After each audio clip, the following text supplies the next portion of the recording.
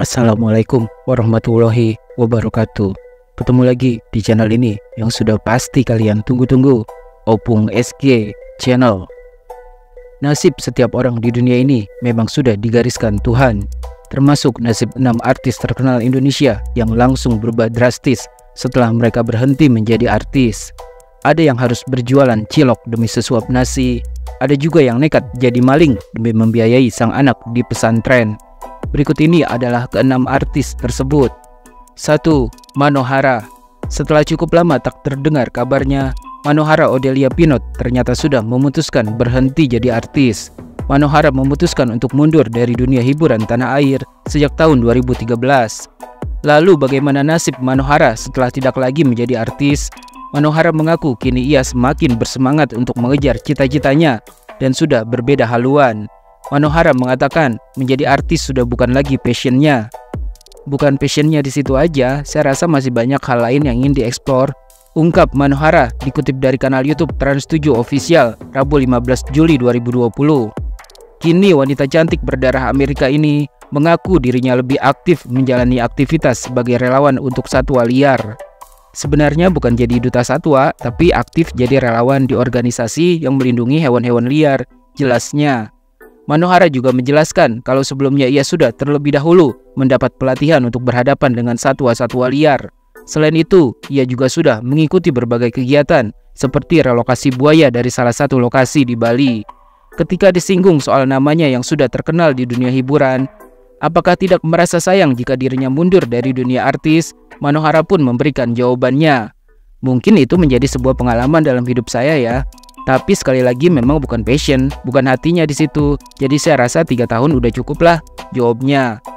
Nama Manohara sempat menjadi perhatian publik seluruh Indonesia karena kasus kekerasan dalam rumah tangga atau KDRT dan perceraiannya dari Pangeran Malaysia pada tahun 2009. Ketika itu Manohara mengaku mendapatkan tindakan kekerasan dari sang suami selama tinggal di Malaysia. Setelah melalui proses panjang hingga akhirnya bisa pulang ke Indonesia, Manohara pun sempat melanjutkan karirnya sebagai model dan aktris tanah air. 2. Tengku Firmansyah. Setelah jarang muncul di layar kaca, aktor Tengku Firmansyah bersama keluarganya memutuskan untuk pindah tempat tinggal di Kanada. Di negara tersebut, nasib Tengku Firmansyah pun berubah. Dirinya bukan lagi menjadi aktor terkenal seperti di Indonesia. Untuk memenuhi kebutuhan hidupnya di negeri orang, Tengku Firmansyah terang-terangan mengaku bekerja sebagai tukang besi di Kanada. Namun dirinya bukanlah sembarang tukang besi, karena menurut Tengku Firmansyah, di Kanada gajinya sebagai tukang besi tak main-main, yakni 45 juta rupiah per bulan. Dan jika dirinya sudah memiliki sertifikat, gajinya bisa naik lagi menjadi 100 juta rupiah per bulan. Hal tersebut diungkapkan langsung oleh suami Cindy Fatikasari ini saat ada netizen yang bertanya soal gaji menjadi tukang las dan tukang besi di Kanada.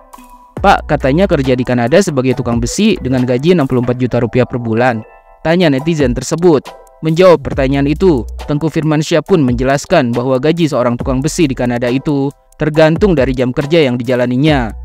Awal masuk tidak segitu, di 45 jutaan rupiah lah, jawab Tengku Firmansyah. Kemudian Tengku Firmansyah menjelaskan lagi bahwa gajinya akan terus meningkat jika sudah bersertifikasi. Nanti naik kalau sudah ambil sertifikatnya. Kalau sudah lengkap sertifikatnya bisa lebih dari 100 juta rupiah per bulan, tergantung jam kerja, lanjutnya. Masya Allah, semoga lancar pekerjaannya Pak, dan semoga sehat selalu, ujar netizen tersebut mendoakannya. Dalam sebuah unggahan video di akun Instagram pribadinya, Tengku Firmansyah terlihat tampil lengkap dengan mengenakan wear pack berwarna biru. Ia bekerja di pabrik besi di Edmonton, Kanada. Dalam video tersebut, Tengku Firmansyah terlihat tersenyum ke arah kamera sambil mengangkat ibu jarinya. Di hadapannya terlihat helm berwarna kuning yang bertuliskan namanya Firman, dan di atasnya ada logo perusahaan tempat dirinya bekerja. 3. Hairil JM. Setelah sekian lama tak pernah muncul di layar kaca karena sepinya job syuting, aktor Hairil JM yang namanya dikenal lewat beberapa sinetron laga mengaku kalau dirinya terkena stroke. Rupanya penyakit stroke yang diderita Hairil JM bukanlah yang pertama kalinya. Dan bukan hanya stroke, Hairil JM juga menderita penyakit komplikasi lainnya yang membuat dirinya harus rutin menjalani pengobatan. Seperti dilansir dari tribunnews.com 3 Mei 2023, Hairil JM bahkan sempat kehabisan biaya untuk mengobati penyakitnya. Hingga akhirnya sederet rekan artis ikut membantu memberikan donasi untuk biaya pengobatan sang aktor. Chairil JM merupakan seorang aktor senior. Namanya semakin dikenal publik saat ia memerankan sosok Empu Mahasurya di sinetron Angling Dharma yang begitu fenomenal pada masanya. Chairil JM lahir di Jambi pada tanggal 11 Maret tahun 1963. Gara-gara penyakit stroke dan komplikasi yang dideritanya, Chairil JM mau tak mau harus mengurangi aktivitasnya sebagai aktor. Seperti dikabarkan salah satu sahabatnya, Afdal Yusman, lewat akun Instagram pribadinya, kondisi Chairil JM perlahan kini mulai membaik dan mulai bisa melakukan aktivitas ringan. Namun tak bisa dipungkiri, demi mengobati penyakitnya, Chairil JM sudah menghabiskan banyak uang, sementara pekerjaannya sebagai aktor semakin berkurang.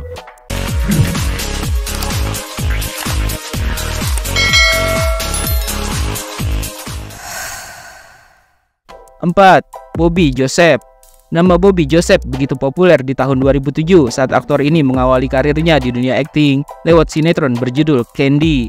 Setelah itu, nama Bobby Joseph semakin dikenal lewat beberapa judul sinetron lainnya, seperti Putri yang Ditukar, Catatan Hati Seorang Istri, Namaku Mentari, dan masih banyak lagi.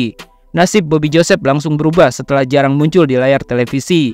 Ia sempat mendekam di penjara hingga terjerat hutang.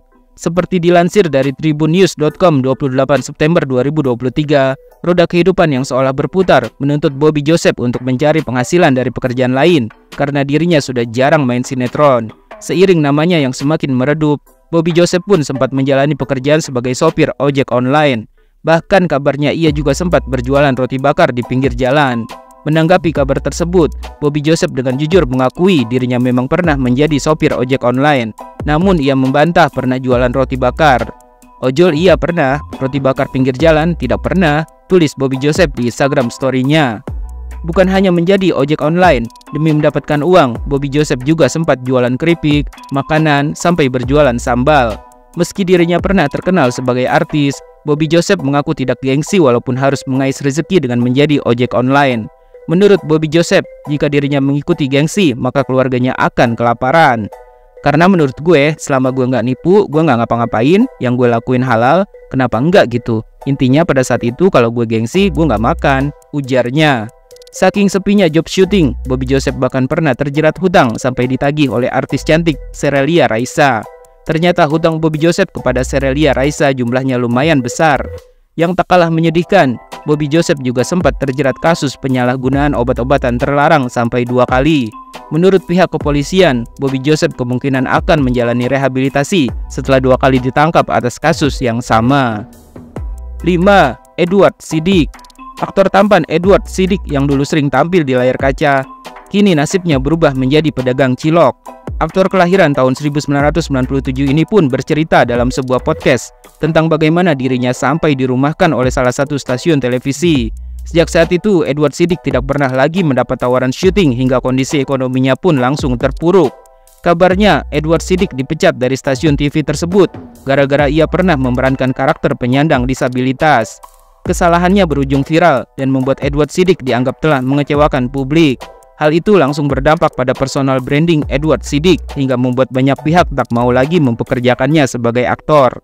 Hingga akhirnya, demi bisa menyambung hidup, Edward Siddiq berjualan cilok dengan menggunakan gerobak. Ia mengatakan terpaksa harus berjualan cilok karena uang yang didapatnya dari pekerjaan syuting benar-benar sudah habis. Padahal saat masih menjadi aktor, penghasilannya dalam sebulan bisa mencapai 40 juta rupiah. Keputusannya untuk jualan cilok dengan gerobak harus dilakukan karena tabungannya hanya tersisa 1 juta rupiah. Setelah berunding dengan sang istri, muncullah ide untuk berjualan cilok demi menyambung hidup. 6. Dede Rico. Tahun 2018 lalu, tim Vipers Polsek Serpong berhasil menangkap komplotan maling atau pencuri di kawasan Tangerang. Yang mengejutkan publik, salah satu nama pelaku yang tertangkap adalah Dede Rico yang dikenal sebagai finalis Indonesian Idol 2008. Dede Rico bersama kakaknya menjadi komplotan maling dengan modus memecahkan kaca mobil. Dede Rico ditangkap saat sedang berada di rumah kontrakannya di bilangan Rawakucing, Sewan Neglasari, Tangerang. Bahkan sebelum tertangkap, polisi sempat menembak kaki Dede dan kakaknya Denny karena mencoba kabur.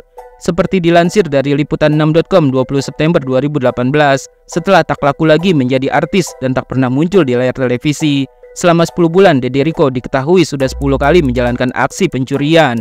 Pada kasus terakhirnya, Dede Rico kedapatan mencuri sebuah tas berisi drone yang ada di dalam mobil. Korban sudah melaporkan kejadian pencurian tersebut yang berujung pada penangkapan Dede Rico dan kelompoknya. Terakhir, korban kejahatan pelaku melapor. Kejadiannya Sabtu 15 September 2018 di sebuah restoran cepat saji di BSD. Saat itu, satu tas berisi video drone berhasil dicuri dari mobil korban, ungkap Kapolres Tangerang Selatan AKBP Ferdi Irawan pada Kamis 20 September 2018. Di hadapan polisi, Dede Riko mengaku terpaksa melakukan aksi malingnya karena desakan ekonomi. Dede nekat menjadi maling demi memenuhi kebutuhan sehari-hari serta membiayai sekolah anaknya. Setelah nasibnya berubah karena tak laku lagi menjadi artis, Dede Riko terpaksa menjadi maling karena tak punya pilihan lain lagi untuk mencari nafkah. Buat biaya anak sekolah di pesantren, sekarang sudah tidak bekerja, tadinya menyanyi, terang Dede Riko. Akibat perbuatannya, Dede Riko dijerat dengan pasal 363 KUHP tentang pencurian dan terancam hukuman maksimal 7 tahun penjara.